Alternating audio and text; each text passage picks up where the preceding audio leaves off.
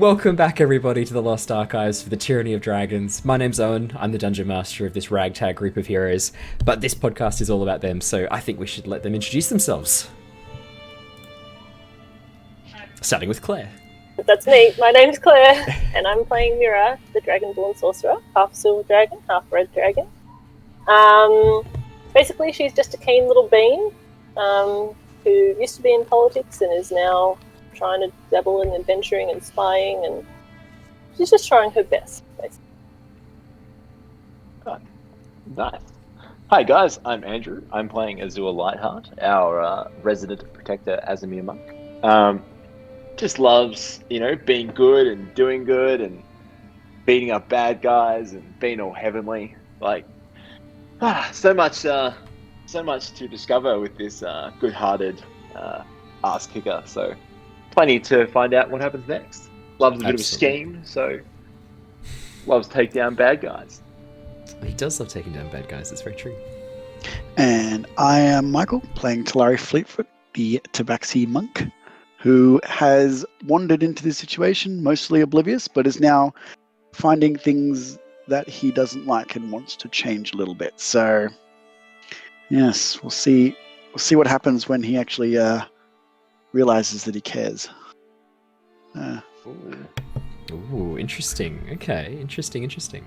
Well, I think we're all very excited to find that out. Now, I'd like to thank everyone who is joining us back. Sorry that we didn't have an episode last week. Simon and I were taken out with some other stuff, and we weren't able to be here. Simon is not here yet. He may be joining us later. Jared, unfortunately, is not going to be able to make it tonight, so it's just going to be these three lovely people, possibly Simon plus. We'll find. I'll let you know when we know. But we'll carry on as normal. Thank you to everyone who's been joining me for the Half-Life streams. I had a bunch of fun playing Half-Life 1. I will be doing the second Half-Life very, very soon. It won't be this week, but it will be next week, and I am going to be having a blast with that. We had a lot of fun, so thank you everyone who came along and joined me for those, and thank you everyone who's been joining Harley and I for the Valheim streams, Jarl Harley, or Yarly, and Jarl Owen for the Valheim streams. We've been having a blast playing this Viking survival game. I know last session there was a rampant amount of cheating. It was fun. Yeah, we discovered how to activate a whole bunch of the console commands, and it ended up with me spawning long ships and then flying around the map at high speed. Harley got killed by a mosquito. It's a long story, but we got wrecked by this mosquito, and it was just too insulting to allow to live, so we just powered up to squash it. And that's Valheim in a nutshell, really. If you want to find out more, you'll have to go watch it on twitch.tv. Otherwise, I will be chucking those episodes up on YouTube. They're too funny not to keep a record of for more than 30 days. But I think we should jump into the session. So our journey has been following the escapades of the Tempest Adventuring Guild from the League of Adventurers based in the merchant city of Oxenfurt. Mira, Azure, Wiltix, Alerian and Talari are currently inside Castle Niratar, stronghold of the Order of the Dragon, after successfully infiltrating the keep as new recruits to the cult. The party have investigated a number of possible leads in their quest to thwart the efforts of the cult, and learnt that Borngray, the leader of the castle, is in charge of the transport of treasure required to complete something known as the Hoard of the Dragon Queen. Roll credits. After their cover was blown by a careless slip of Mira's real name, the party were forced into combat and slew Borngray and several of his guards. Sensing an opportunity for an even deeper cover, Alerian/Jin disguised himself as Borngray, and the party were able to travel through the castle with relative ease. After raiding the study of the now-deceased castle leader, the party discovered reference to an ancient portal, located deep beneath the castle, being used to move the treasure taken from the surrounding regions to a centralized location. Traversing the catacombs below, the party travelled through the portal to a snow-covered mountainside. Seeking refuge from the weather at a nearby hunting lodge, the party met Talus, a leader amongst the cult, who was salty about being passed over for a recent promotion. Talus offered the party information to be used to kill her political rival in the cult, a dwarf called Varum, in return for a white dragon mask currently being held by this rival. She did this, believing Jin to be Borngray and the party to be his guards. The group accepted, and learnt that the cult were operating out of Skyreach, an ancient flying castle now parked just outside of Parnast, a village nestled in the mountains not too far away. Deciding to take a rest before heading deep into the snow-covered landscape, the party headed back to Niratar and have been using Born Grey's study as a rest stop. And we ended last session with the party discussing their plans for the future. Talus had offered Born Grey an option. If she were to take the White Dragon Mask and him the Black, the two of them together could potentially wield significant power in the cult.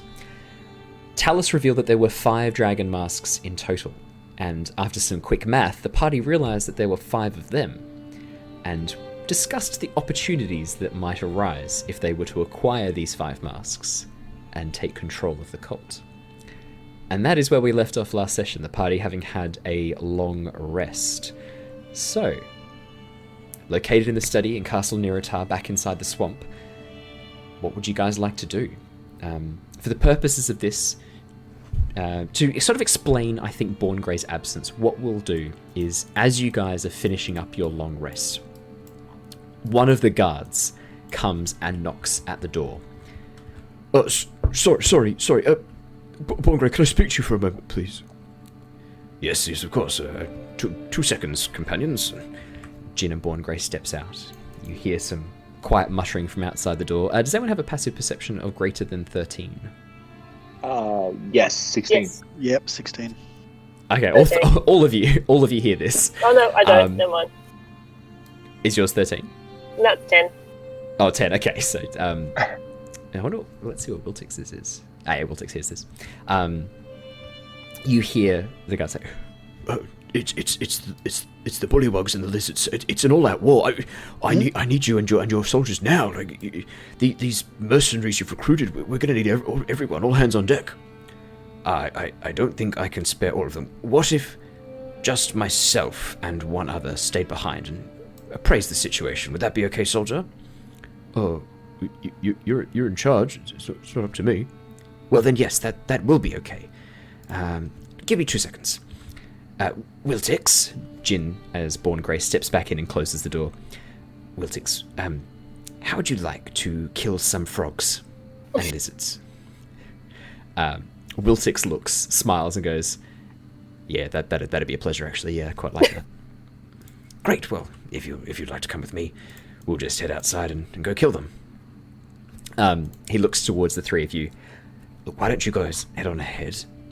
Wiltix and I'll catch up. We won't be too far behind. You lead on. We'll be quite close behind you. You've got everything you need. There's nothing else you need from us. I think it'll be okay. Best of luck. Great. Smashing heads. Fuck.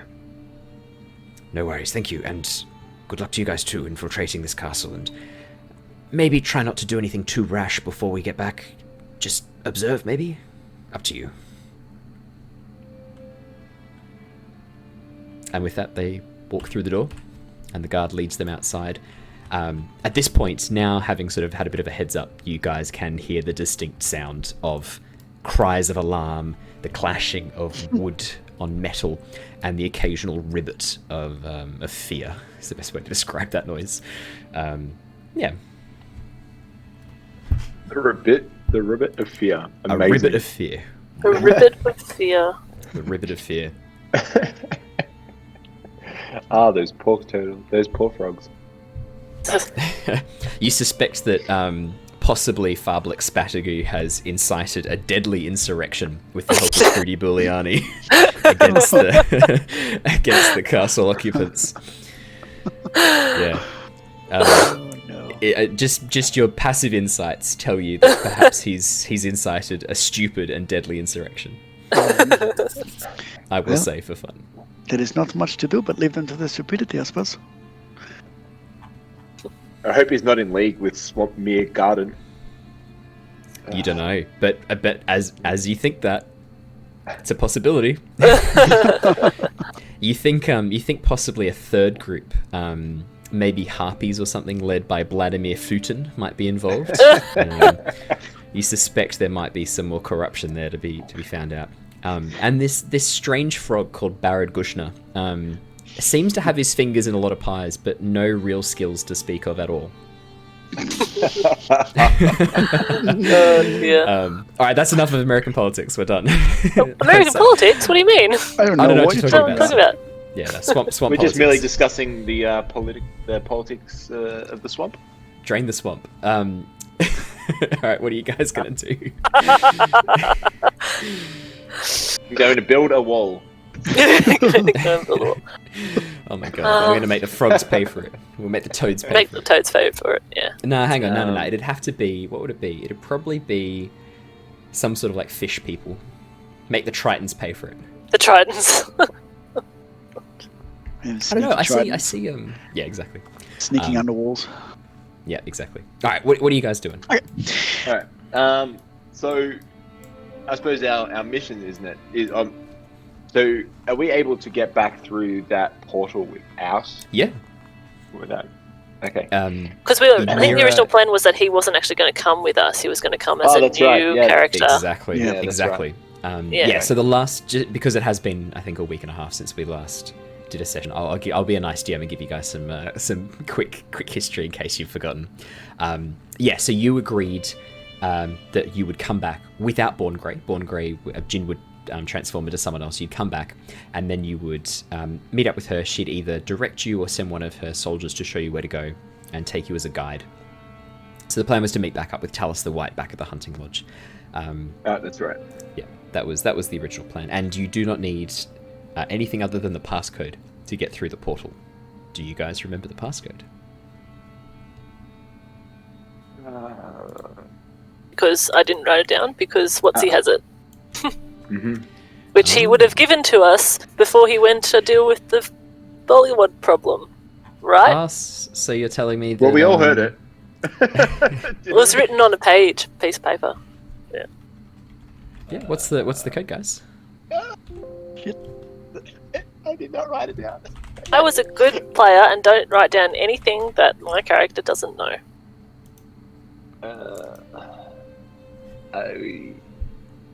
I can't remember.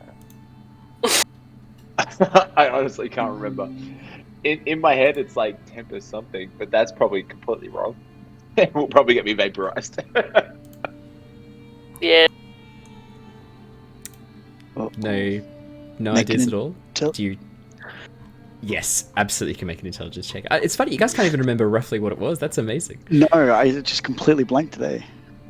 Well, this is going to go well. Well, I assume we can help you. 18. It's all good, you're fine. You do remember the password. As you sort of think back, you're like, oh yeah, it was in Draconic, and it was Dracaris.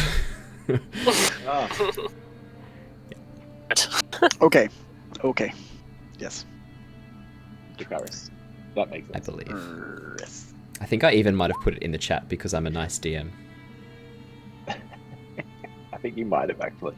Drazia, sorry, it was Drazia. I did. It was actually in there, Drazia. Oh. How nice a DM am I? You Dracaris is Drazia. Yeah. You're a Drazia. tease, but anyway.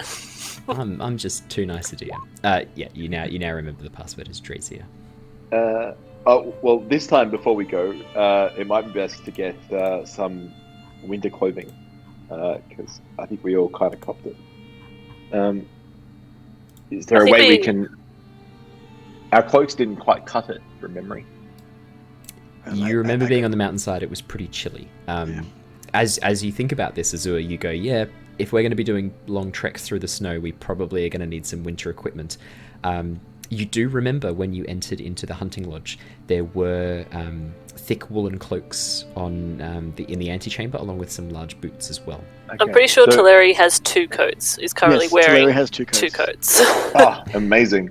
Is that your full name, Talari Two Coats? It is now. I like it. It's good. That's his spy name, so you don't figure out who he is. Spy name.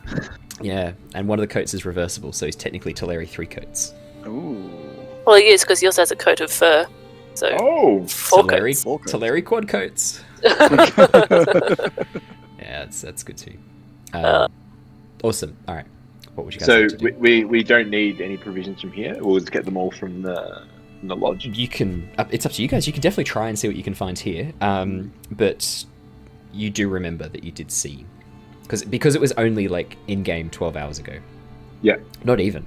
You do remember seeing large cloaks in the hunting Okay. lodge. Well, should we head back down then? Sure. I do have this spare if somebody wants it. Yes, Ah, I I'll should take do it. I should be okay. Radiant light and all should keep me a little bit warm. That is fair enough. What is it for you, Dragon Lady? You need a coat? A coat? I will take a coat. I am resistant to cold, but I think it won't go astray. Okay. Yeah. That is very handy. Yes, well, that is my native. This is my native place originally, the mountains. You came from the north. From the north. Well, my parents did. But yes, do we need provisions? Do we need rations? You all should have rations in your packs. You've not really had too many opportunities to burn through those rations, and you've had many opportunities to get them restocked. So I would say yes, you do have everything you need. As much as your divinity protects you from most things, I would recommend wearing something for the cold. That's fine. I'll pick up one of those wonderful wool cloaks that we saw at the house. Might help you not stand out as much as well. Sounds Well, like I'm we're wearing- going to be spies again. I'm wearing the cloak that we wore last time. Our Hmm. don't look too closely cloaks. Don't look too close. And now that the castle is at war, I don't know what kind of provisions or cloaks I might find lying around. Oh, at the hunting lodge. I'm sure we could just pick one up. that's what I'm saying. I think I'll be able to pick one up from there. Oh, okay. In that case, should we take advantage of the schmozzle? Let's do it. Schmozzle. Gotta think my S words. Yeah, true. That's a good point. Good point. Fantastic. All right, let's head down. Alrighty. In the interests of having you guys move across a map 14 times, I'll just bring you back to the hunting lodge. How about that? Oh, amazing. Sure. Let us. Oh, yeah. Now, the only change I'll need to make. There we go. Ah. Perfect. Nice. As you guys pass through the portal again, you feel that familiar pulling sensation, this rush as if you're traveling a great distance, but there's no sensation of friction, just the imbalance of your inner ear as you feel yourself being jerked forwards. And then again, that sudden rush of cold wind, frosty snow underneath your booted feet, as you emerge back into the wintry landscape of the mountainside. The winds have died down today. It's not as cold or as chilly as it was the previous day, and the sun is shining bright through the very, very sort of patchy clouds, glistening off the snow crystals and providing this beautiful sort of incandescent display. As you look out across the landscape, you're struck with a sense of how beautiful this place is, how calm and quiet and how peaceful. And on the distance, you can see the edge of the hunting lodge, marked by a long plume of smoke rising above a large snowdrift. It looks like there's been quite a bit of snow overnight, heaped up against the gates that has not yet been cleared. And as you guys approach the edge of the gates, you are met by a figure you had not seen previously. Emerging from behind the snowdrift, wielding a giant shovel, is a large green-skinned figure with a prominent nose and 4 giant arms. As you approach, it lowers the shovel and raises one fist threateningly. Right, who are you? What are you doing here? Who are you? Oh, we're here to meet the lady of the house. Are you expected? We were here but an hour ago? An hour ago? No, that's not 12 right. hours ago? 12 You hours. can't have We been were here here now. yesterday. Which one was Yesterday. it? 1 or 12? He sort of pulls his fingers up and begins looking. No, they're not the same number. I'm sure if you move one finger from one hand to the other, you will find they are indeed the same number. He sort of looks at his fingers, begins moving them. Oh, that's sorry. What's the recognition signal? Did I see it? What's that? Is that a new password? Yes, it is indeed a new passport. Make me a persuasion check or deception check. Oops. Which one? Well, they're both +0, so let's go with it. 3. No. You lot of trespassers. Then I've been ordered. take us to the lady of the house, if you like. No, I've been ordered to kill trespassers. It's my favourite part of the day. And he begins pulling out a large club hidden behind the snowdrift. As he does so, moving forwards to potentially attack, a figure emerges and steps down the stairs. Trespin, that will be enough, thank you. These lots, I told you about these people. You said there were 4 people coming. That's less than that. I said there were 5 people coming, Trespin. Oh my god.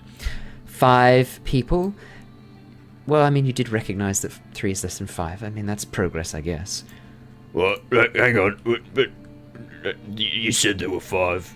4, 5. This isn't that, so this isn't the group. No. It is. I described them. I don't see any dogs. No, I said a cat per... Oh my god. Go and finish cleaning up the snowdrift, you imbecile. Oh, thank you, my lady. It's very rare people call me an imbecile. Thank you. It's just nice to be recognised for good work. He begins sort of moving over towards the snowdrift and shoveling away. Talus just lets out a very weary sigh. Oh, God. Right, where are the rest of you? I thought all of you were coming. Greyborn has been detained by some local politics. He's not calling himself Greyborn again, is he? Jesus Christ. I thought he'd gotten over that. We will be taking a small scouting party to scope out the land. Right, okay. Well, we have hit a little bit of a snag. Why don't you come inside and I can take you through? We've run into a bit of a problem. Of course. Fair enough. Out of the cold. Trespin, Yes? don't stop shoveling that snow until it's all gone, please. Right you are, ma'am. He begins sort of shoveling away quite furiously. Both sets of arms working away to shovel away this snow. I wonder if I can show you guys a... No, I can't. Carry on. Such a hard worker. That is a very confused creature.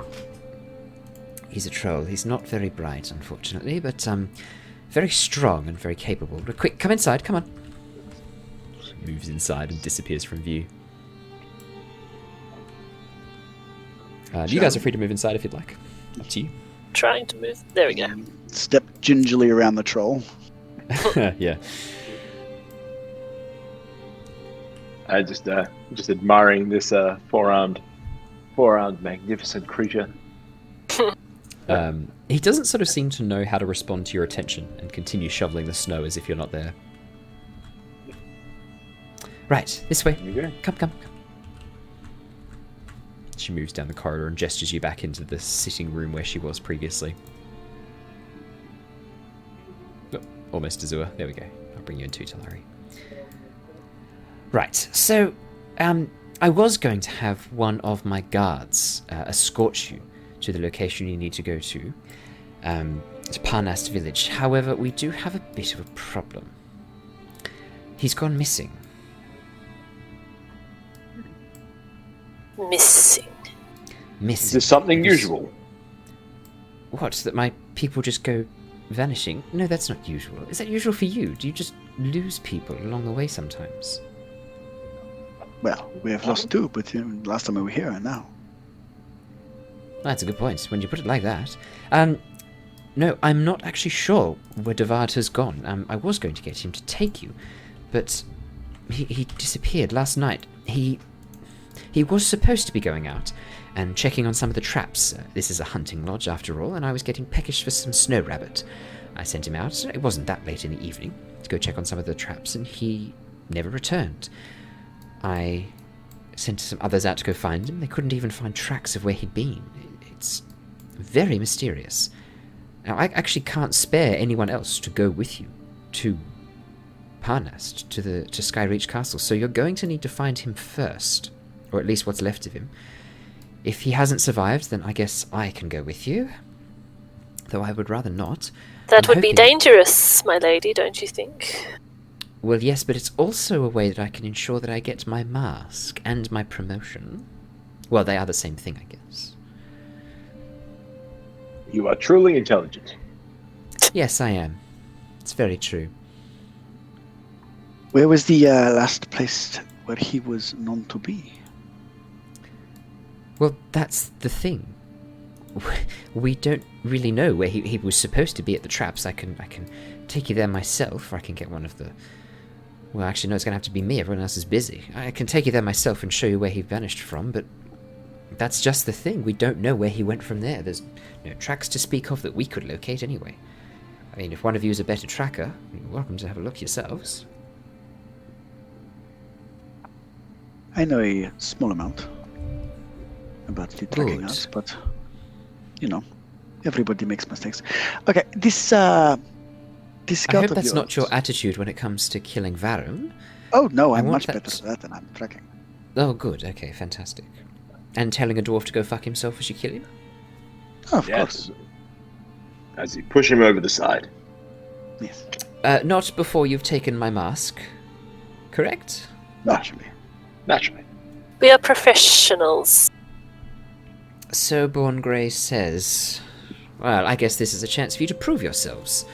If you can locate what's happened to Devard, or at least find where he's gone, I'd be very grateful. And I'm sure I can reward you suitably. Sounds good. Well, let's, if we could... Oh, yes. Yes, that's fine. Just grab one from the hallway. I've got my own personal cloak, as you can see. Made from real dragon scale, don't you know? She does a bit of a swish of her long, white, flowing cloak. It shimmers in an incandescent, opalescent colour.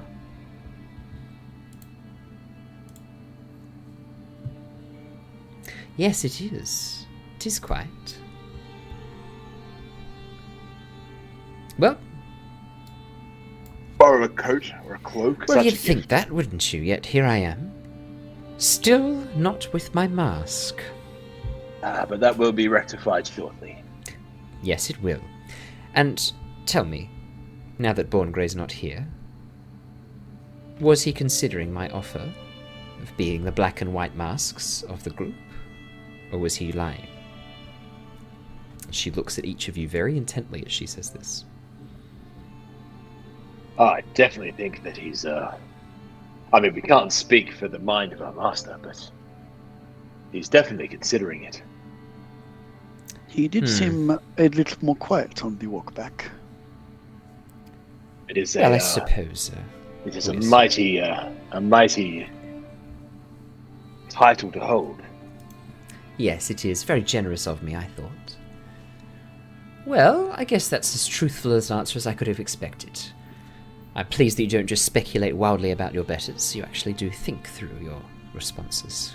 Good. Well, off you pop. Oh, right, sorry, you'll need to go where to go. Okay, come with me then. She leads you back outside, and for this little bit we'll jump into Theatre of the Mind.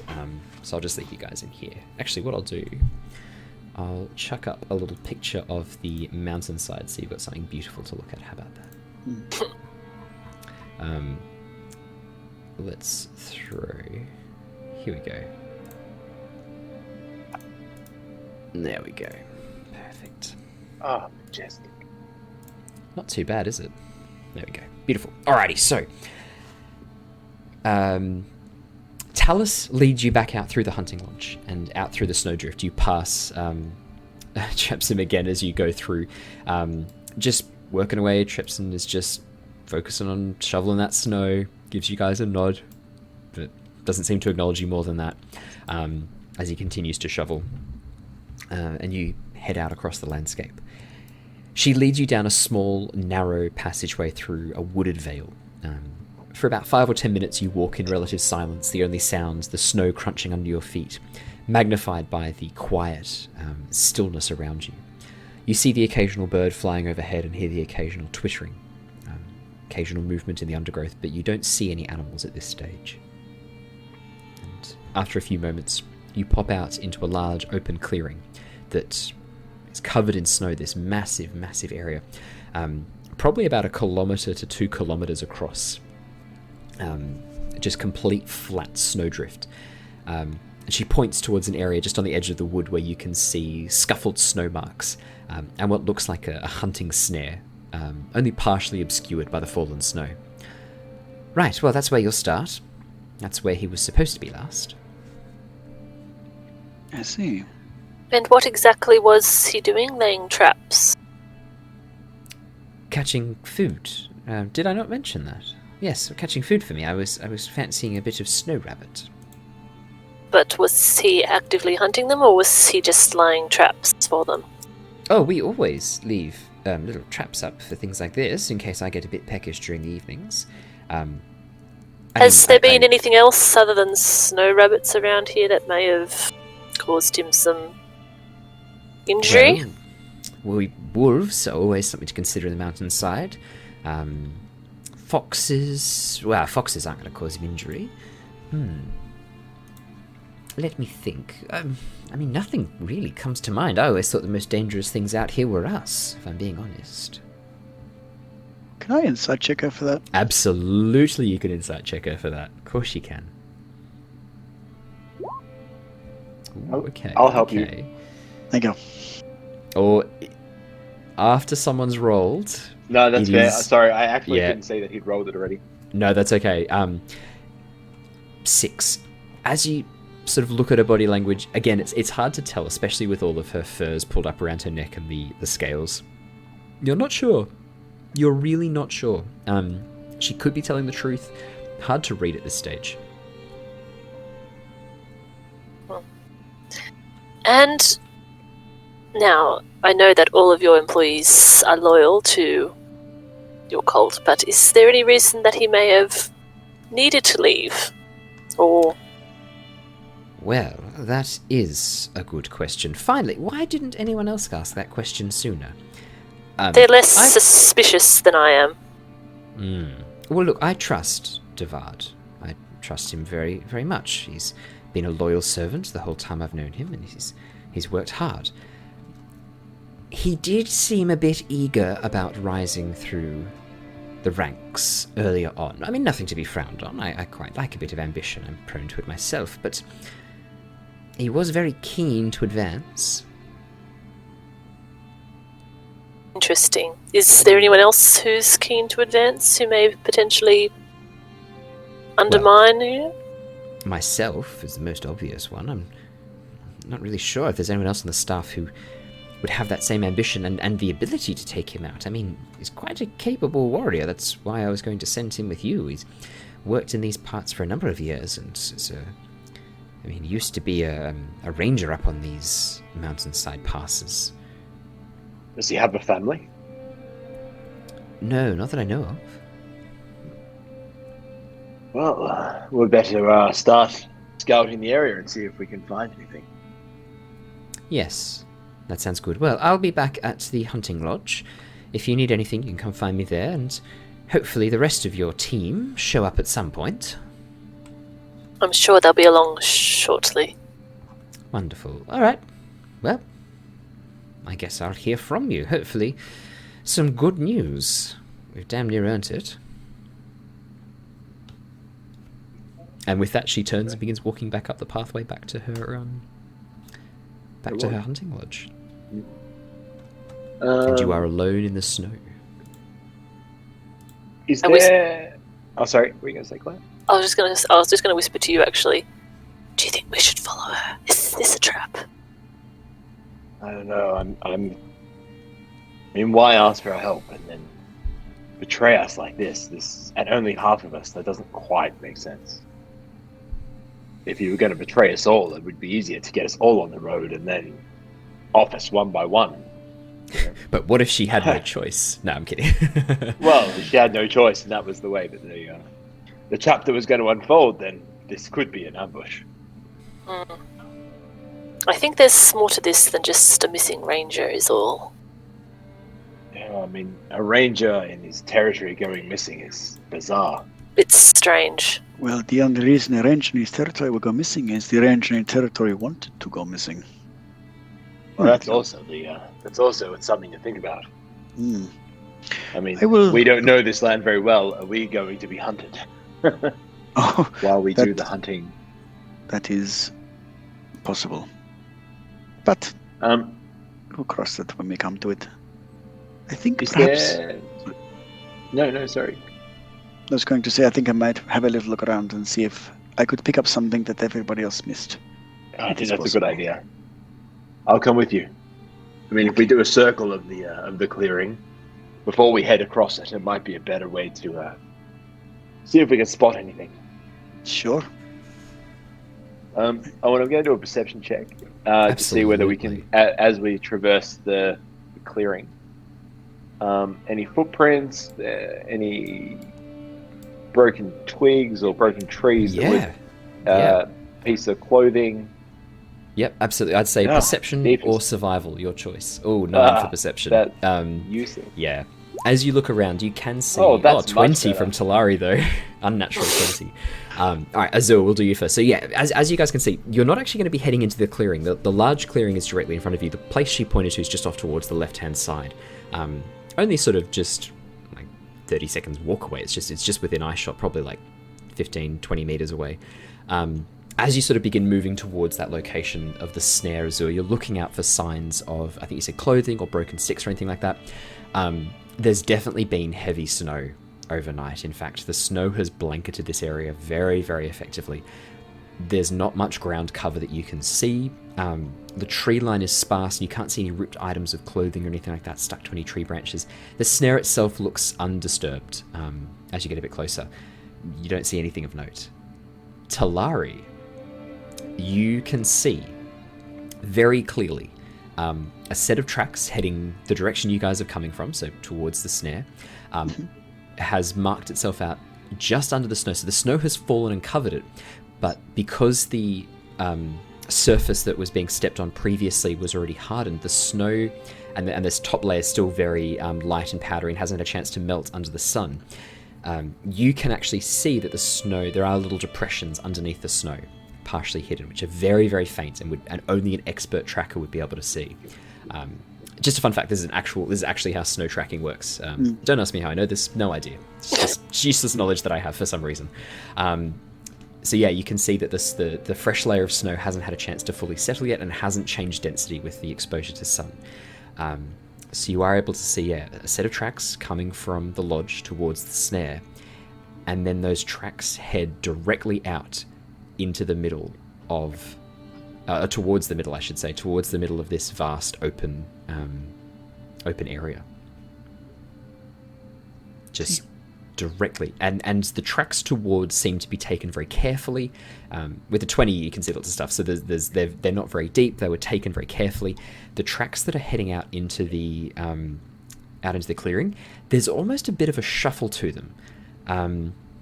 Like the person wasn't lifting their feet very carefully. It doesn't look like they were rushing, but it looks like they were very careless about the way they were moving.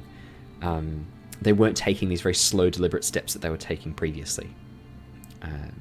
So Definitely the same set of footprints. Something had distracted him, perhaps.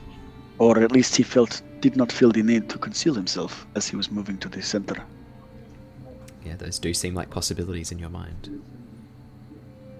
Has the and the snare itself, yes, sorry, I should describe. So no fragments of cloth or anything like that. The snare itself is very interesting. There are fine crystals of frost covering the surface of it, but not like any of the frost around it. It's a deep, deep blue. Almost this like ocean blue frost crystals cover the surface of the snare. The whole Mira. surface. Is it magic? I was just going to say, is this something that I'd recognise as a spell? I think that sounds like an Arcana check to me, if I had to make a guess. 17. 17. There are spells that can be used to conjure ice, as you know, obviously. I mean, Ray of Frost is a classic. Specialty! Yes. Yeah, exactly, yeah. Ray of Frost is probably the one that you think of, like, immediately, because you've used Ray of Frost, I think, a couple of times now. what are some other ones that you've used as well? What are some other ice ones that you've used? Shape water. Shape water. You've abused the fuck out of shape water. Yeah, Ice knife? That's a new Ice one. knife is another classic one. Yeah. So you definitely know of a number of things that could be used in this regard.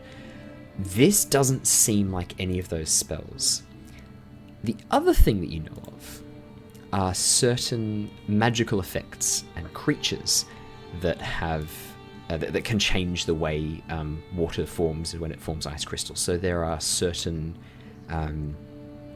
magical creatures that can have impacts on ice. For one of them, you know that certain spirits can create frost and create ice and lower the temperature.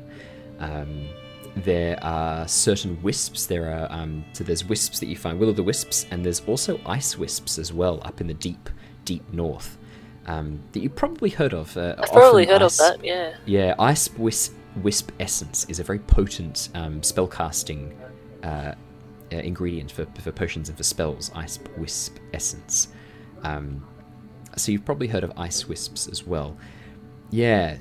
Definitely you're getting, as you look at it, you're getting less of a spell vibe, more of a magical effect vibe. There's not just wolves out here, I think. Oh, and actually that reminds me, there's one other thing as well. You have heard tell of winter wolves, giant dire wolves that have a frosty breath, often a pure white to a sort of a whitish grey colour. The size of dire wolves, but able to breathe out this frigid ice breath. Well, great. That's what you want in the middle of the snow. Yeah, sorry, thank you for reminding me of that one. Can I see any wolfish tracks around at all? Yeah, as Mira shares that information, immediately you begin looking around. I'll say for this one, can I get a survival check? Because you've already made the perception check, so you'll be able to see stuff. It's more about recognizing what the things are now. I'll assist you with the survival check. Perfect, absolutely. Oh my gosh, just rolling as well. terribly 7, today. 16. Awesome, alright. So 7 from Azure, 16 from Talari. Azure, as you have a bit of a look around, Talari sort of pointed out some of the tracks. You're like looking around, you're like, nah, I've never dealt with snow before. I don't know how to read anything in the snow. Probably with the curious kind of guy. Yeah. yeah, I'm Kevin MacLeod. I deal with the interior of the house. That's my specialty. The outside I'm not so flush on. All about the inside, looking out. Exactly. Yeah, as you're looking, yeah, I'd say also as well, like the sun shining off the snow is quite bright. You don't have the ability to control your pupils and the amount of light that's entering your eye in as effectively as Talari does, just from a physiological standpoint. Talari is a Tabaxi, a cat person. So yeah, Talari, you'd have much better control over the amount of light entering your eye. So we'll give it a scientific reason as well for why you're not having as much luck. Appreciate it. 16 Talari. You're very, very much interested in knowing whether there are giant dogs in the area. Yes. He does not like the sound of that at all. His hackles are up, that's for sure. Yeah, I guess that. Tails straight, like flicking occasionally. As you look around, you do not see any large paw prints in the snow. Or under the snow. You're not getting any... As you look, you're not seeing anything that would indicate that there are giant wolves in this area. I also do not smell dog. You smell dog before you see dog. Especially wet dog. Especially wet dog, yes. Wet dog.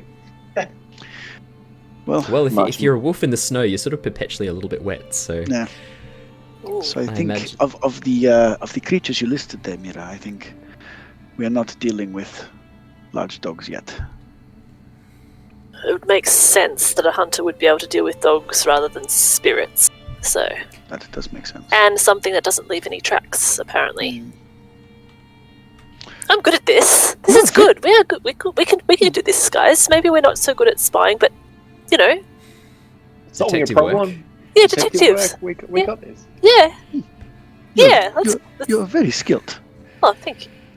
Yes. You could be the magic police, the magic detectives. Who you gonna call? Okay. Yeah. Who are you gonna call? Well, in that Magic case, hunters. what? Supernatural, maybe. Who's Dean and who's Sam and who's Castiel? Oh, Andrew's Castiel. Yeah. Azura's Oh, Castiel, absolutely. 100%. Oh my Yeah. god. Yeah. Azura's 100%. Castiel. Who's Sam and who's Dean out of Talari and Mira? Mira's Sam. Yeah, Mira Sam. I guess Talari's Dean by default. Default. Default. Default. I love it. Sammy, no. Sammy! In that case, would I know if, thinking about if it is something like a frost spirit, do they have like a den? How do they hunt their victims? Would I know if there's somewhere we could kind of look out for to find this thing, if that's what we're looking for? Yeah, I'll get you to roll, this time a religion or an arcana check, because it kind of depends what you... Oh, I guess nature would fit into that bracket as well. Religion, arcana, or nature.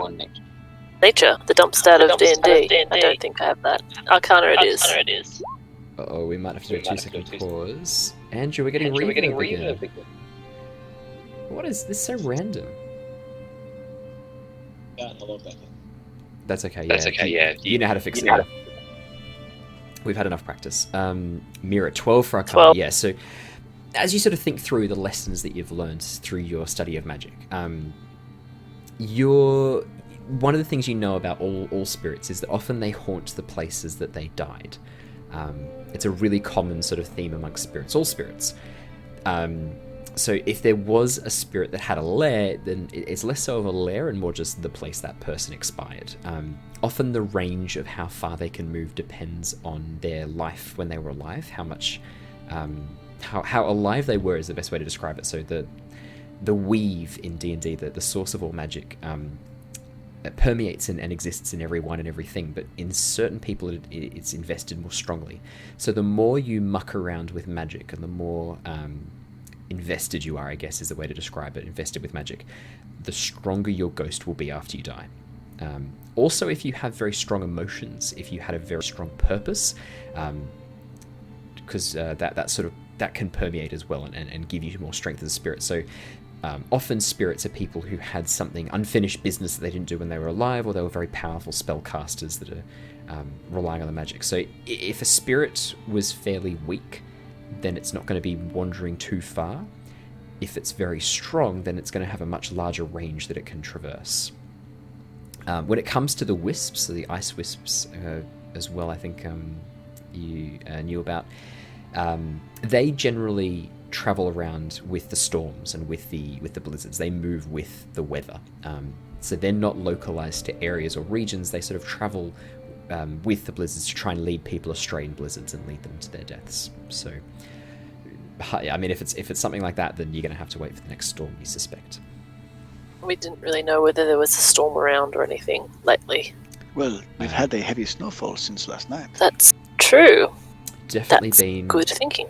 Definitely been a large fresh layer of snow that's come down overnight. Whether or not that's part of a storm, you're not sure, but definitely heavy snowfall over the evening period.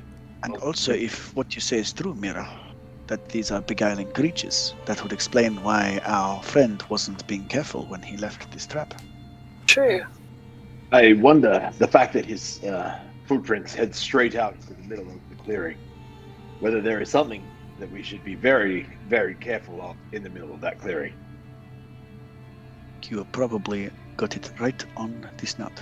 What I'll do, Owen, I'm going to, I think let's head out into the middle. I'm going to take out my longbow, and with the tip of the longbow, I'm going to tap in front of me, to the ground of the snow.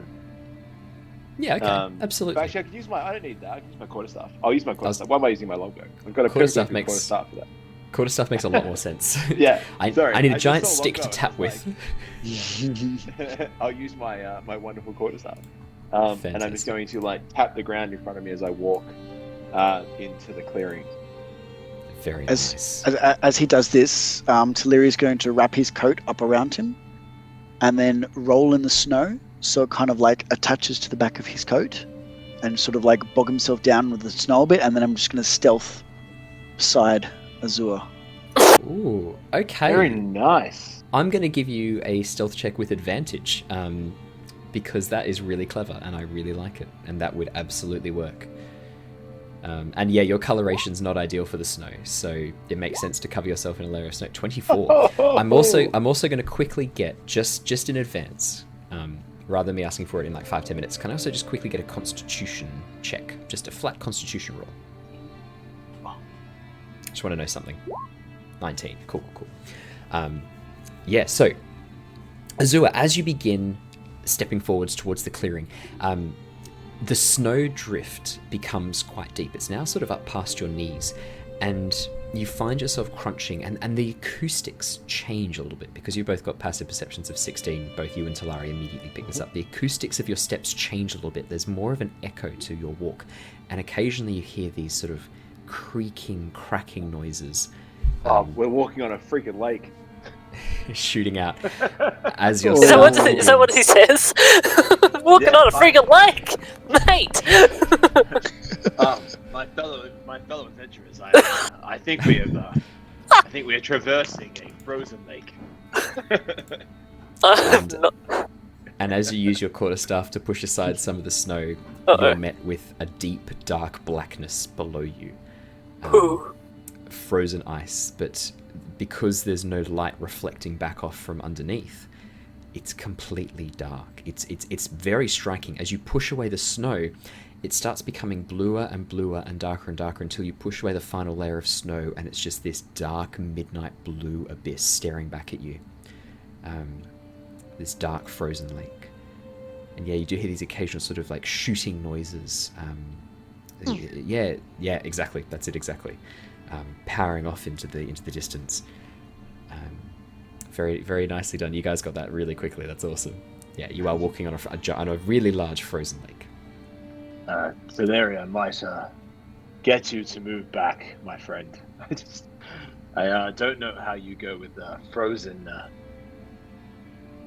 lakes, but I'd rather you move back towards the tree line. And I'll just sort of slowly back away. I'll go just give him a little bit more space. Still staying within, say, 80 feet?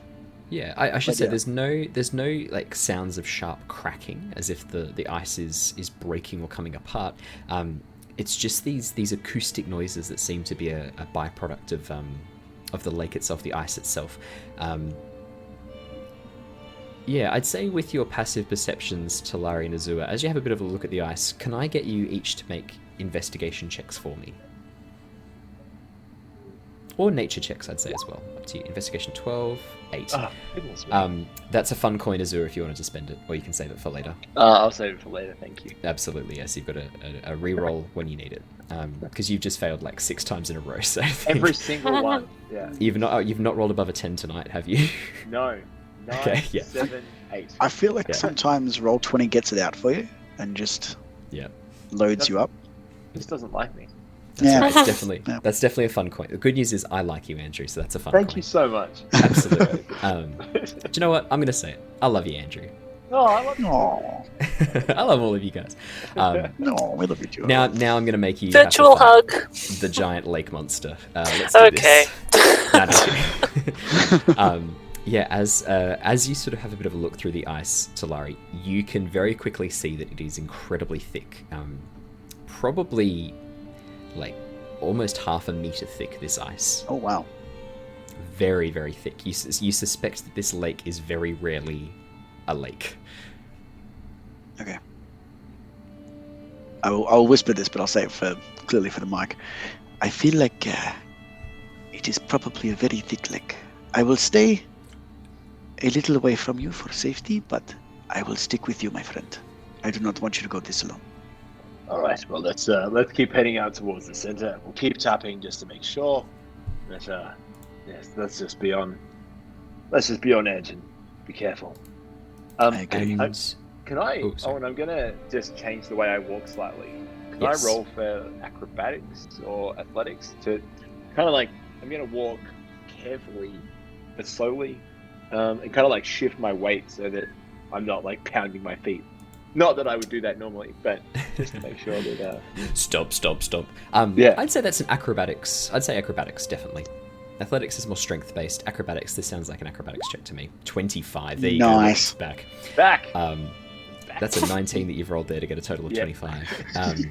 You immediately sense that probably the best way forwards is to distribute your weight evenly. So to never put all of your weight on one foot, or to reduce the time that you're doing that. So you sort of adopt this very, almost like a sort of a half shuffle across the ice, keeping your weight very evenly distributed. You keep your arms wide to help keep your balance and to help provide guidance to your weight. And very quickly, the noises of the ice moving about and shaking dissipate completely as you are very carefully walking across the surface. I'd even say if you've got in your pack, I'm trying to think like what you could use as like snowshoes, but I don't think you'd have anything in your pack that would be appropriate for snowshoes. I guess it's all about how you're walking. You're being very careful about your approach. Mira, what are you doing while these two are heading off onto the frozen lake? I'll be coming behind, because she's definitely not afraid of the ice by any stretch. Well, half of you is, I guess. Half of me isn't afraid of the ice. And yeah, just kind of keeping a safe distance. I guess looking around, just to like scanning the tree line, or any signs of disturbances in the tree line in case maybe something or he went off and disturbed the tree line potentially. Ooh, good question. If I'll he get you to deviated from the roll lake, I'll get you to roll me a perception check, just as you sort of have, or investigation, perception or investigation. Oh, I'll do investigation. Yeah, that's fine. I was a bit slow saying. No, that's 18. That's my fault. Yeah. 18. Yeah, as you have a bit of a look around, you're not noticing any disturbances. I wouldn't say you see any disturbances in the tree line or anything like that. You don't see any footprints in the snow or anything along the tree line. You do spot quite a ways away a large reindeer moving through the trees, probably 500, 600 meters away. That as it sort of, actually no, it wouldn't clock Talari or Azure given his walk. Actually no, it just continues moving as if it hasn't seen you guys, and it's just sort of moving through the landscape very carefully, very gently, up on the other side of the embankment. Not seeming to have noticed you, just happily moving through the trees. The bare skeletal trees, and the occasional very lush fir or pine tree. Does he have the dead body of a ranger hanging from his jaws? He does not, no. Okay. Or his antlers, I should specify as well. Or antlers. Yeah. Okay, I'll just admire it from a distance. Yeah. Better keep an eye on it. Yeah, good to know where it is. As the three of you head out across the ice, Talari, you're sort of the one leading the way because you can see these tracks a bit more effectively than Azure. As you guys head out across the ice, it's not long before you reach the very center of the lake, and the tracks stop suddenly. About 50, I'd say probably like 15 meters in front of you, Talari, you can see that the tracks just come to a stop. And there's no sign of any more movement or anything like that further ahead. I believe we have reached the end of the trail.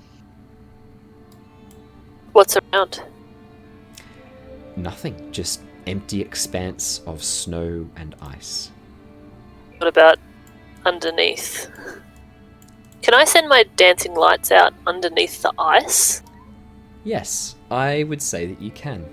Because you can conjure them within 30 feet of you, right? Yeah, can. So you can conjure them under the ice. Of course you can, as long as you can see where you're doing it. So if you push aside the snow with your staff or your tail, and then look through, and conjure your lights, absolutely.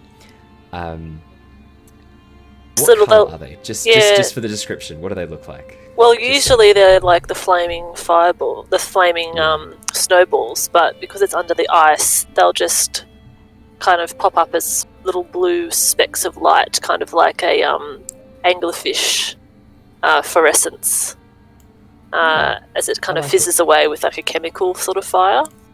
I like it, yeah. looking through, you immediately see movement, shapes moving beneath the water, long, serpent-like bodies, large, like giant eels moving under the ice. And as you move your lights around and you begin sort of glancing through, you can see large fish as well, leisurely, very, very slowly and lethargically moving through the ice flows. There are large sections of ice hanging down, almost like stalagmites from a cave roof that occasionally your lights sort of bump into and move around. And as you move your light across, underneath sort of where you're looking, you see another light out of the corner of your vision, still under the ice, left behind from where you just moved your dancing lights from. This sort of strange, light blue, spectral light under the ice, deep, deep in the dark lake.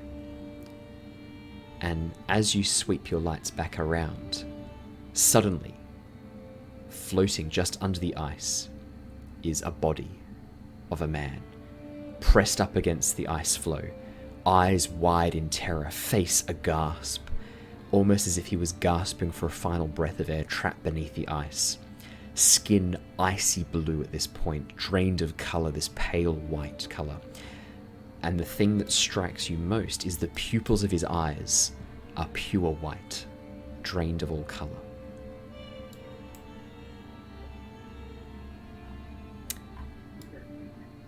What would do Interesting. that? What would do that? I have goosebumps. Fantastic. That's what I like to hear. That's how I know I'm doing a good job as a DM.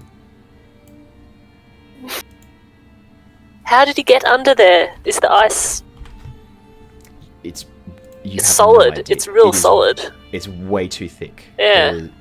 You have no idea how he got under there.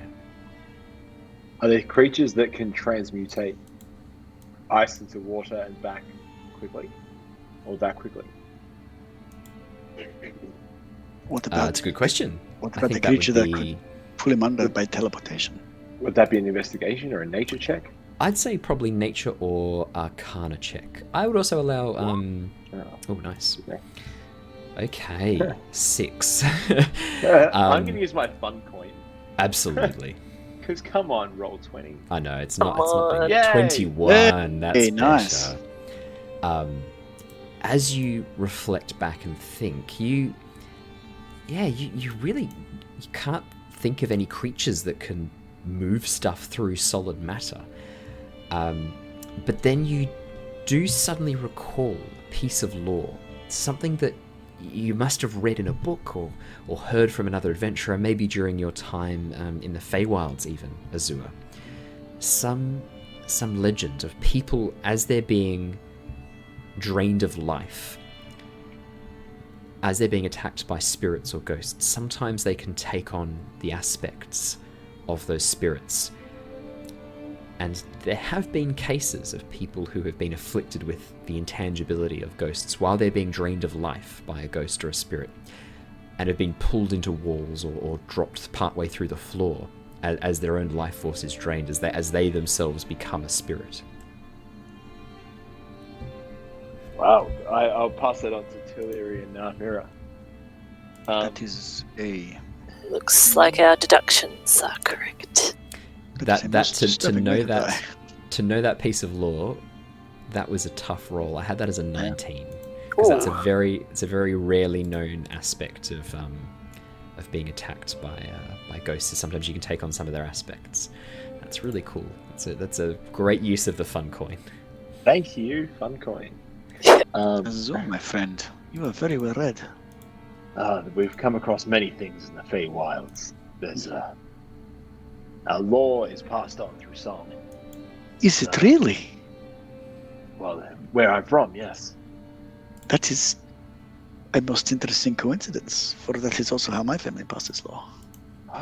It's a lot easier to pass on things through song. When you've got a memory like ours, it makes sense. For sure. I mean, and you get a better feel for it. You get the emotional context. Right. Yeah. But I don't know how this. I'm more worried about the fact that we're standing on this lake and there's a spirit about. that worries me a little bit more than at the moment. Should I get him out? I mean, do we need to take him back, or do we just need to bring Good. word? Yes. Our benefactor feels like the kind of person that needs proof, yes. Is my feeling. This is not the most wonderful resting place for one such as he, but it might be nice to give him a proper burial. How thick is the ice exactly? Would it be more than 5 feet thick?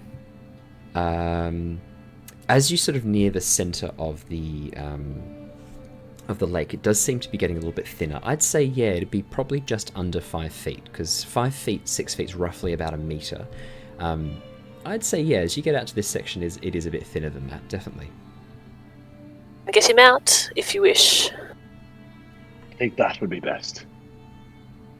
In that case, I mean, I will... Let's be on our... just in case, let's prepare ourselves, but I think it's best we get him out. I think that is a most astute observation. Well, Alright. go on. No. I was going to say, how are you guys going to do it? I'm excited. Oh, well, Mira will kneel down on the lake, and she will just put both of her hands out and make a wide circle around the lake on the top of the ice. And as she moves her hand over it, there is a hiss as the ice melts, and she casts Shape Water. Fantastic. Azura, Mira. my friend, I have eaten with these implements before. I believe they are called cut sticks or chopsticks. And we have 2 quarterstaffs. They're corpse sticks. Corpse sticks. Corpse sticks, our friend out. Oh, hiya. Mira. As you begin breaching the ice, and you dissipate your dancing lights to do this, the light from underneath the lake grows brighter and brighter. And then a rumble begins to move across the surface, this sort of cracking, grinding sound of ice moving underneath, rolling. And with a sudden lurch, you find the section on which you're standing begins rocking backwards and forwards. Sudden hisses of escaped air on either side of you. I probably should put some intense music.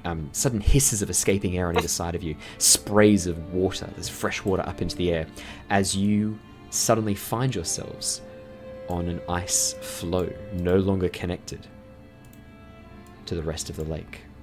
And I'll bring you across to the map. Oh no. Oh no.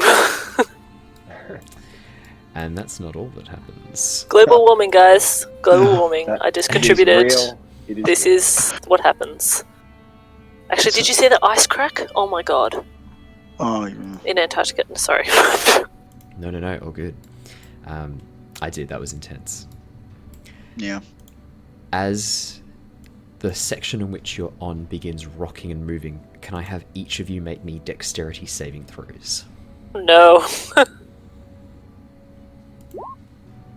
Oh no! So, we've got 25 from Azula. I'm surrounded by monks, guys. We've Come got on. a natural 20 from Talari, which is a 27. I'm gonna use my fun coin.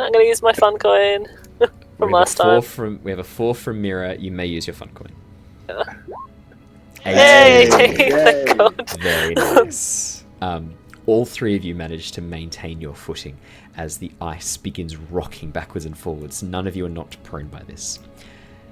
As the ice settles and the water on either side begins sloshing over, emerging from under the ice, 3 heads appear. Oh. Ghostly, see-through.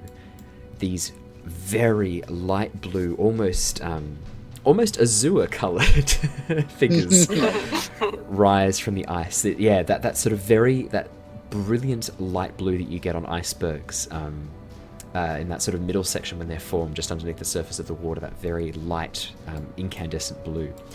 As these 3 figures rise from the water, One of these ghosts looks exactly like the corpse that you saw in the lake. And the ghosts, as they turn towards you, their eyes filled with sorrow, with these burning white pupils, one of them points towards you. You slumber beneath the ice. Slumber. And that's going to be initiative, I think. Oh no. Oh, Gonna 9. have to punch some ghosts. Punch ghosts. No. Piss off, ghost. Piss off, goose. Take that. And There you go. 22 for Talari. I'll just add you to the turn order. Come on. 22, and then I better roll for the ghosts, shouldn't I? Goose. Or do they Okay. just not get a turn? What do you reckon?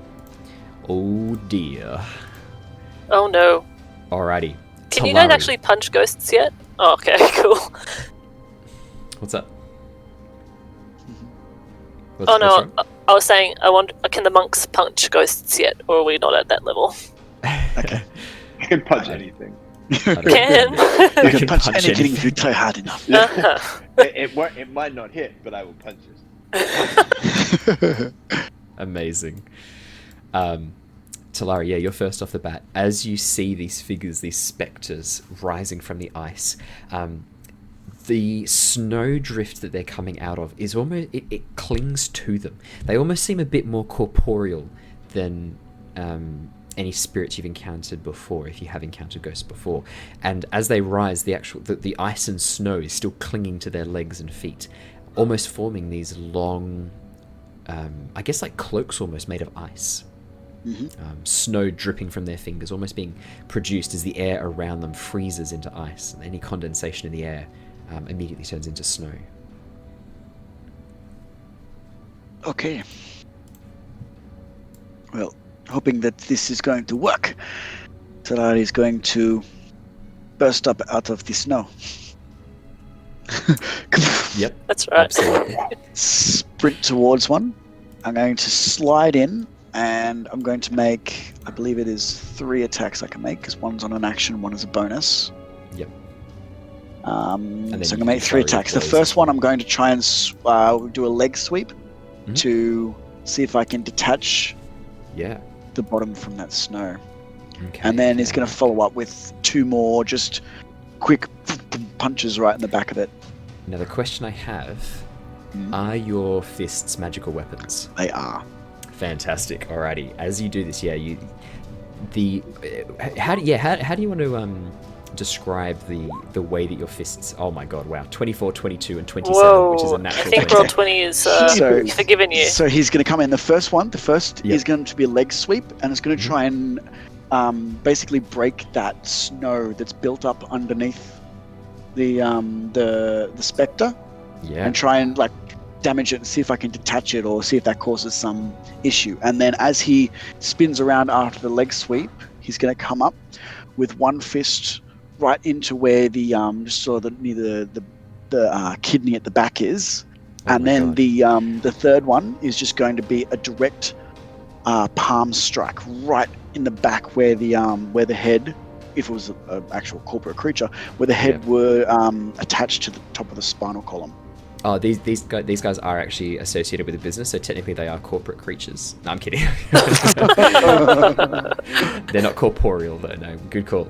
Yes, and to describe your magical fists, in my mind, I sort of imagine this as almost like an after image as you move your fists. There's sort of like this very faint wisp of an after image left behind as you move. Is how I sort of picture the magical Okay, fists. so the trail Yeah. would be if you've ever seen small torches glittering in the golden hour, as you would find around a carnival or a bunch of caravans. It Oh, leaves like a small glitter behind as he strikes. Amazing, I love it. Roll me some damage for the love of God. There's going to be brutal damage, and yep. Okay, wow. Oh my goodness. So, 6, 5, and so it should be 7 plus 6 plus 1. So that will be. Oh, why did it roll? Oh, I see what it's done. Yeah. So ignore the one at the end. So it's 7 plus 6, and we just ignore the one at the end. So yeah, Okay. So 6, 5, and 13. Wow. Oh my god.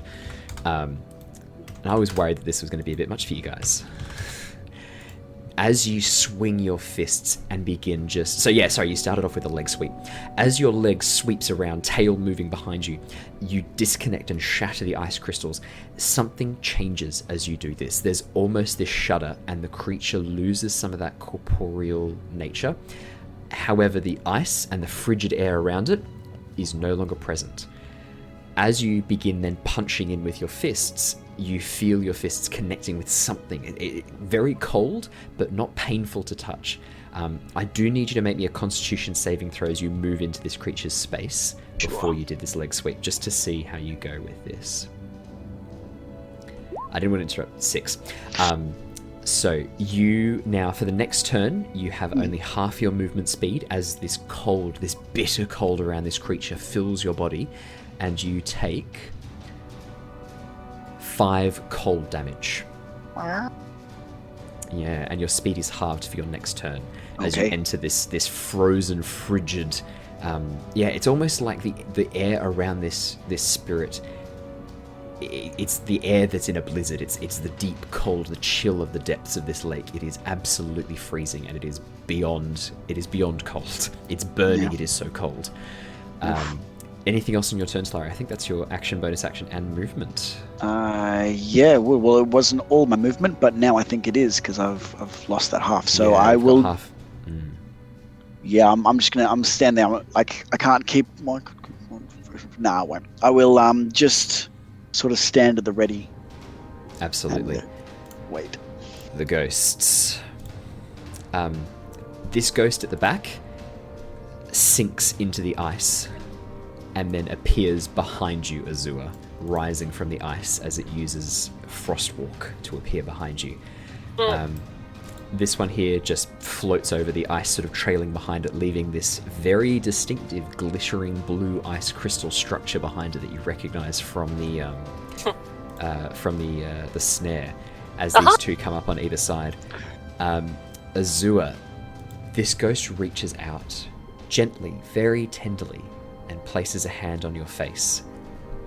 Come to the snow. So first off, I'll need a Constitution save from both of you as you are within the range of these creatures. 17 for Azure, you pass easy peasy. Your natural light and warmth throwing off the effect of this creature. Mira, I'll need a Constitution save from you too, please. 14? You just pass. Okay. As your frost. Is it cold? Nature, it's cold. Yeah. Okay. Your dual nature of frost and fire actually gives you a bit of protection against this magical sort of sorceress nature of ice and fire. Azure, for you, it's your connection to your inner light, your inner warmth, which protects you from this effect. So neither of you suffer any effects from this area of effect. As the ghost touches you, Azure, I'm going to roll to see if this hits. That is a 16. Does that hit you, Azure? That is my armor class, so yes, it just okay. That is going to be. Oh, Azure, I'm so sorry. That is 17 necrotic damage as this thing touches you. That's okay. I have a resistance to necrotic damage. Lucky piece of shit. It also does a D4 of ice damage, which is just a cold damage, which is just 1. I rolled the lowest. It reaches out, tries to touch you. As you sort of, as your light resists the effect of the cold and then the effect of this necrotic touch, the figure seems confused and it sort of blurs a little bit, and now it sharpens, and you make out this human-looking figure, this woman, frozen, as if drowned or frozen beneath the ice, hair still moving as if underwater, and then there are these eyes of this pure white. As you sort of resist this effect, this confused look crosses her face, but she doesn't do anything further. Mira, this one's going to do the exact same thing to you. This time it reaches out and places a hand, again, very gently just on your chest. Does a... Oh shit, I think a 19 hits you, doesn't it? Oh yeah. That's going to be 14 necrotic damage for you. and 2 cold damage. Reduced to 1. Very nice. As it touches you, and yeah, again, like reaching out, sort of placing, and you feel your life force being pulled out of you. As this happens, the ghost, this sort of ice spectre, takes on a more corporeal form. The colours become more vibrant, and it seems to become more solid, more real. And the ice around it begins to crackle and grow, and the cold near it gets more intense. You suspect that if you stay within range longer, it's going to be harder and harder to resist the effects of this cold, as this one particularly, the one that's touched you, Mira, grows in power. Mira, you are first. Okay. Which one? First, you are next. I'm next. Which one looks like the ranger we've been tracking? Or we don't know if it's him, but we're assuming that body underneath the ice. Yeah, the one that has moved to Talari is the one that looks very similar to the body that you saw beneath the ice. Okay. These other two, the one that's with you, Mira, is actually, it looks like a halfling. This very small halfling figure. Looks to be a younger halfling, maybe sort of early to mid-20s. But again, yeah, this frozen solid. This one doesn't look like it was under the ice or in the water. This one looks like it was frozen. It's very stiff. Its movement's jerky, and sort of there's this crackling sound as it moves its limbs. All right. Well, I am in a bad spot. So I just need to 30 feet. 15 feet. They're not too far away from each other. I can't get the circle out. How do I get the circle? Oh, if you click on the it looks like a paintbrush in the left-hand corner of roll 20, and then you can select draw shape, and then if you hover over it tells you what to do. So yeah, exactly, you got it. Oh, so that's. I'm just making a thing of 20. I think I can get both of them. Okay, I am going to use. Oh, sorry, I have to get rid of that. I'm going to use my action to disengage. Yes. I'm going to go over here. So 10, 15, 20, 25. Up on this thing. Maybe over here so I don't get myself. Yep. And then I need to move this, make it 20. Just. Oh. Dang it. Okay, I don't can you know if make you're a going to be able to get both of them. 20-foot radius? So there is 30 feet between them, so you might have a bit of trouble. What I can do, which will be a little bit easier, and this is what I like to do with these, is just drop down a random token, and then I'll put a 20-foot aura around it, and that way we can see. Oh, cool. So it's a 20-foot radius, so it'll be... 20-foot radius. So, yeah. Okay. So that's it's going to huge. be that's 20 feet radius. Oh, dang. Okay, well, in that case, maybe I'll go over here. If you ping it, I'll drop it where you want it. 5, 10, 15, 20, so I'm out of the way. Can I make it so that I just get the two ghosts and not Talari? I think I just miss him if I do it there. For example? How's that there? That looks good. Perfect. Then you may do that. What are you doing? I'm excited. What's this bonus action you're doing? So I'm going to use one of my sorcery points to quicken my spell. 2 sorcery points to make my fireball a bonus action.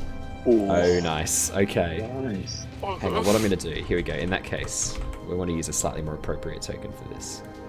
Here we go. There we go. There we go. Very nice. Yeah. So a little mote of fire just kind of springs from it's also a quicken spell. So she puts her hands together, and this little mote appears above her entwined fingers, and then she points forward like a gun and just shoots off this mote of burning fire and ice, and it explodes in the middle there.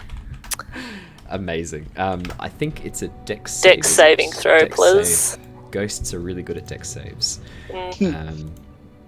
And I'll use it at... No, I've only got 3rd level at the moment. So what are you casting before I tell you whether I passed or failed? It's 3rd level. 8d6. Yeah. Okay, so the first ghost rolled a 16, the second ghost rolled a 5. So the ghost that's with Talari, 16. The first, that one passes. Yep, so take half. And the then second this one one. fails. Oh, yes. Oh my god. That's 31 points of Oi! damage. Okay, so this one Damn. takes, that would be 16, because it's rounded up. So that's minus 16. Wow, the ghost that's with Talari, the one that looks like the figure beneath the ice, the corpse beneath the ice, it's so faint now, it's barely there. It almost looks like, as Talari you look, the explosion and heat from this fireball washes over you, and you're immediately filled with a sense of warmth. The cold effect that was present before, I would actually say is evaporated by the effect of this exposure to fire. I would say you are no longer affected by the biting cold of being close to them. Your movement speed returns to normal because you are no longer freezing. You are now nice and warm again. Larry like shakes his fur and purrs a little bit. The ghost that you were engaged with, Mira, you shatter the ice binding it, the ice that was connecting it to the snow, and it is the explosion of flame, this sudden enveloping of fire, melts the ice in a circle as well. There is now a large divot, a large dip, a semicircular dip in the ice here, that almost burns through the... Actually, no, it would burn through the surface of the lake. It would, yeah. So this area here, I'm going to leave this set up. This area here is now melted through in a perfect circle, as it is a giant sphere of fire that forms. Both ghosts are looking very much hurt. Can I yell out to Talari though as a free action, just as a free action? Mm-hmm. Talari, try and get him to let go. Let go of what? He's whatever's holding him here. Oh, right. Unfinished business, yes? Yes. I will attempt it. I don't know about the others. That's all I get to say. Very nice. Azula. This ghostly woman is staring at me with her pale eyes. Yes, exactly right. Yeah, these very, like, completely white irises. It's very freaky. I'm going to attack with my quarterstaff, which would... Fantastic. I think it counts as magical now. I think that's the... So, if you're... So, let's have a quick look. So, I'm not so sure your quarterstaff is magical. If you cast I think it's something my... like Shillelagh on it... do I have a Shillelagh? No, I don't think I can cast Shillelagh. Yeah, your quarterstaff is not a magical weapon, but your fists are. Yes, they are. That's okay. What I'm going to do is I'm going to cast 2 Radiant Sunbolts straight at it. Okay. So it is a ranged attack, so you will have... It's going to be with disadvantage to hit her, because she's within No, that that's period. okay. No, that's okay. I'll just do 3 unarmed strikes in that case. So I'll do 2 attacks and then my bonus action. Yeah, it is a ranged attack. Yeah, it's a ranged spell attack. It is, yeah, it is. That's okay. So I'll make 3 attacks. Nice. Okay. All 3 hit. Would you like to roll me some damage? Nice. And then please describe your attacks as well. I love your descriptions. Oh, very nice. So I focus the light, my inner light, and my fists almost become balls of like ephemeral flame, and I land on one hand on the ice. I use my foot, kick to the head, flip around with the other foot, connect to the back of the head, and then with both hands on the floor, I flip over the top and come down with both hands with my last attack. Oh, Nice. mate, amazing. I love it. Yeah, again, as you start connecting with this creature, you begin sort of shattering the ice that's connecting it to the snow. It's not fully disconnected yet, but you think, yeah, you've definitely done some damage here as you wail into it. Any movement, or are you happy to finish your turn there? I am going to step away. Okay. As you step away... Oh, actually, no, that would cause disengagement, wouldn't it? An opportunity attack, if, yeah. Yeah. No, that's okay. I'll just stay here. It's fine. Alrighty. Back up to the top, Talari. Okay. The fireball has dissipated, and you are no longer affected by the movement debuff. It is your turn. All right. With his fists outstretched at his side, before he does anything, he's going to look at the spectre in front of him, and say, "This life, it is a false life. Your road has ended. You must let it end." Ooh, can I have a persuasion check, please?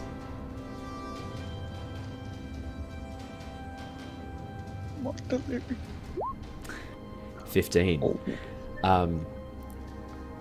With the ghost already barely clinging on, most of its life force dissipated by the force of this fucking firebolt. Fireball, fireball. We're up to fireballs now, sorry, Owen. fireball, sorry. I said firebolts, yeah, fireball. There's this moment of sadness that crosses the face. And then with a sigh, it just dissolves into snow, which is blown away in the wind, leaving nothing behind.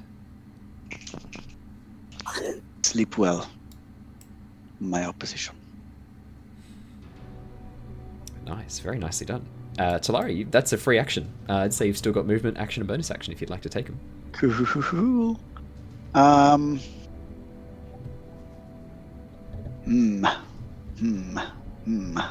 What will we do now?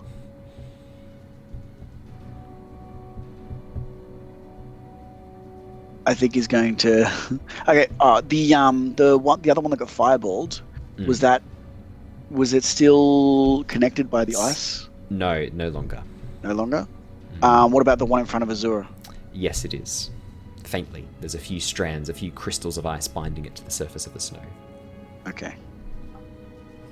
But it looks like Azura has that one well in hand, I think. So perhaps I will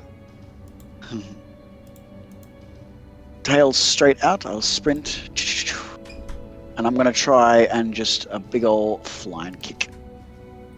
Okay, big old flying kick. Okay. Yes. I will say that this bit you're stepping into where you are now, I know it's a very small thing, but that is missing, mostly missing. So if you go there, you're still fine. Okay. Slippery. Yes. Yep. Yeah, go around there, and I'll just a big old flying kick. See what that gets us. That is a 24. 24 is going to hit. Would you like to roll me some damage? That is 7 on the damage. 7, yes. As you crack into it. Any more bonus actions or actions? What I will do is I'll spend a key point and do a stunning strike. Very nice, stunning strike. I'll make a Constitution that is save. A conf save of 14. It's a paralyzed effect, isn't it? Stunning strike. Yes, it is. I will let you know now. It has no effect on this creature. What was I saying? Yeah, as you prepare this key energy and strike forwards, you think you've picked a weak point that's going to disrupt the flow of ki through this creature, and as you push in and hit this weak point, nothing seems to happen, and you suddenly realize that this creature has no flow of life. There is no life force for you to disrupt with your ki. It is dead.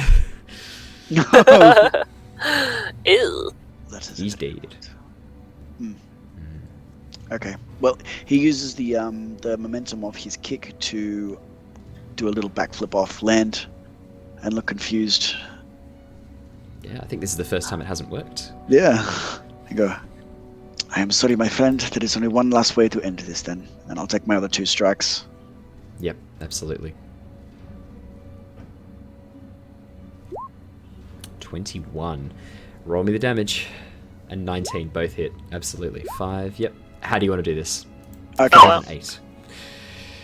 Well, so he's come up to 2 direct jabs. So the first will strike through, sort of like through, like near a roundabout where the stomach would be, and just sort of pops a hole in one side, and then the next strikes through and strikes true right into the center where the spine would join, and then whatever semblance of life is there is then burst and severed. You watch as you crack through, something deep inside is disrupted or shattered, and the ghost, same as the other one, just fades, turning into these sort of strange light blue snowflakes that then just dissipate, pulled away by the wind, disappearing into the surrounding area.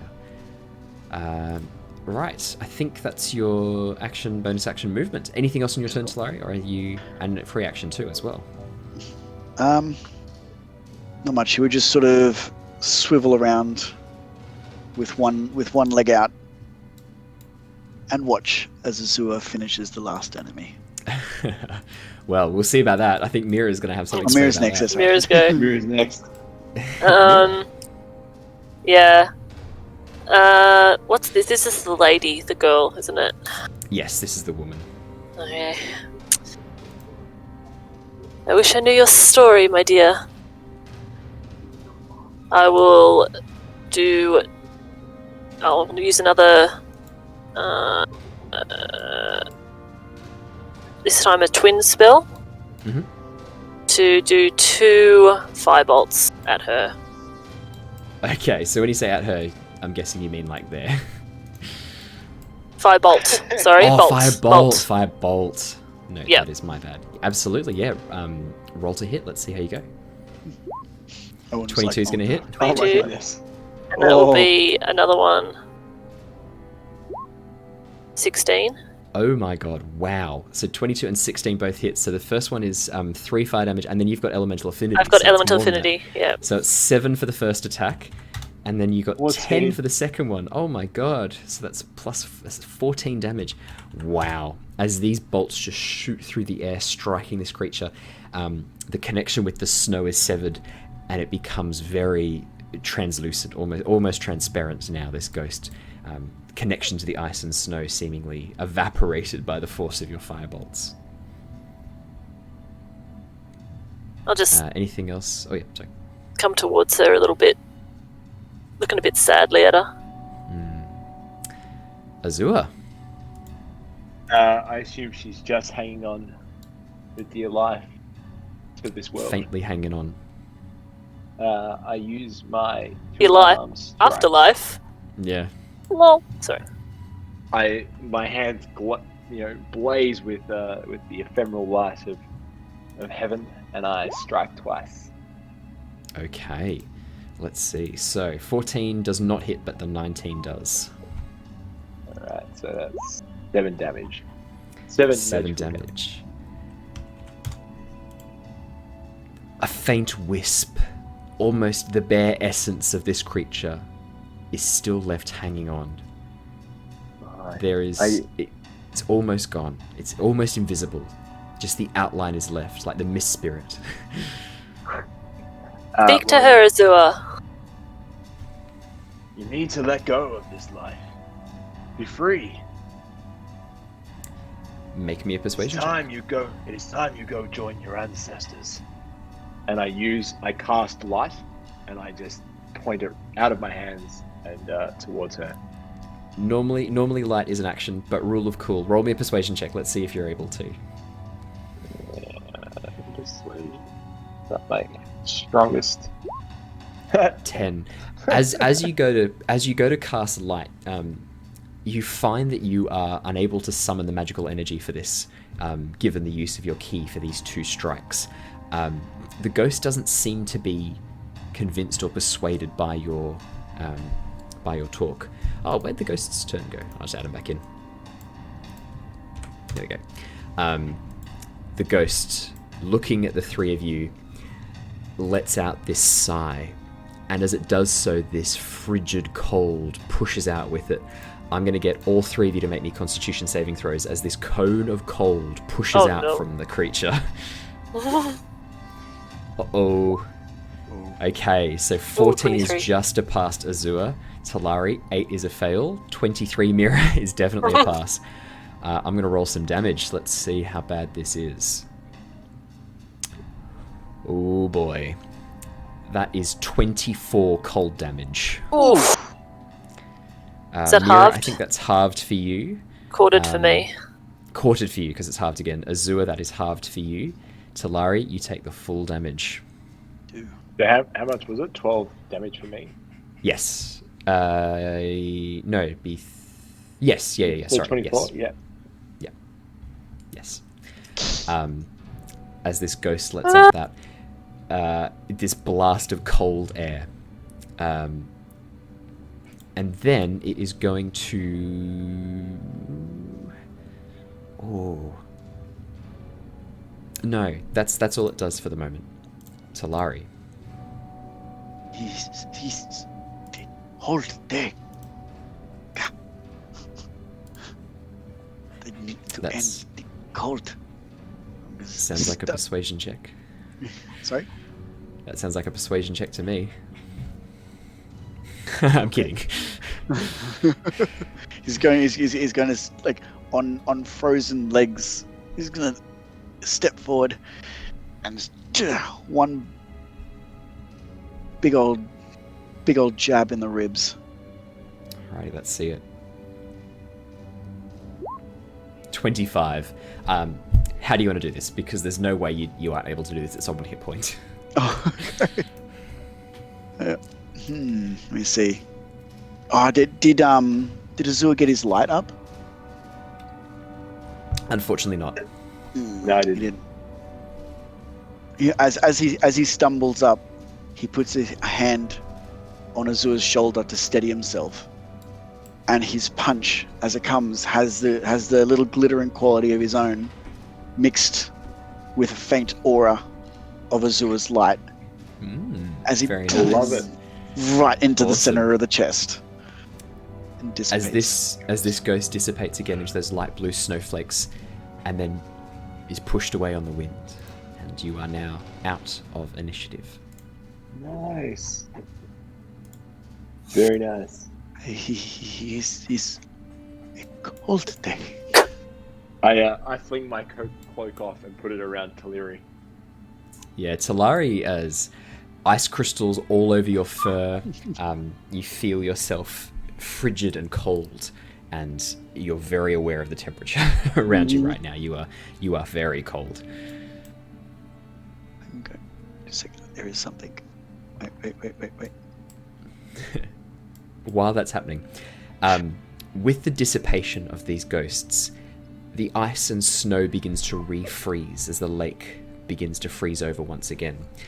Not thick enough to walk on, but the surface of the lake does seem to take on a slightly more solid layer of ice. And you can see that the pathway back, with a bit of creative work, you might be able to make your way back there if you can somehow jump across the ice floes, or... I can help with that. You can help with that. Shape water. Yeah, absolutely.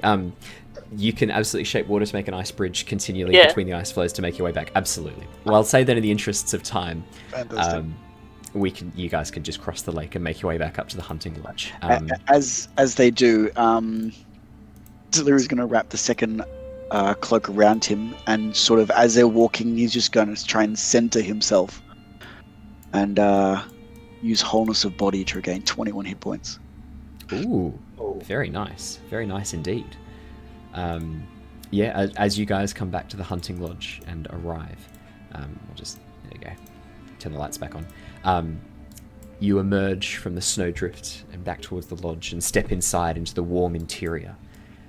And that is where we will end for tonight. We won't go any further. I think we'll leave the aftermath for next session when everyone's back. So no, thank you so much, everybody. Thank you for joining us. Thanks, everyone. Yeah, that was a good little session. I thought that was really, really cool. Thank you so much, everybody. We will be back next Wednesday at our normal time. Thank you so much for joining us, everybody. That was a completely improvised session. I had planned tonight for us to do a normal session, Tyranny of Dragons, but when Simon didn't end up coming, I thought, all right, let's just improvise and have some fun. So I hope you guys enjoyed that. That was very much flying by the seat of my pants. Nice. That was great. Very nice. So I hope we had fun with that. Luckily, I had an ice map downloaded from a previous thing that I could quickly upload and use, so that was lucky.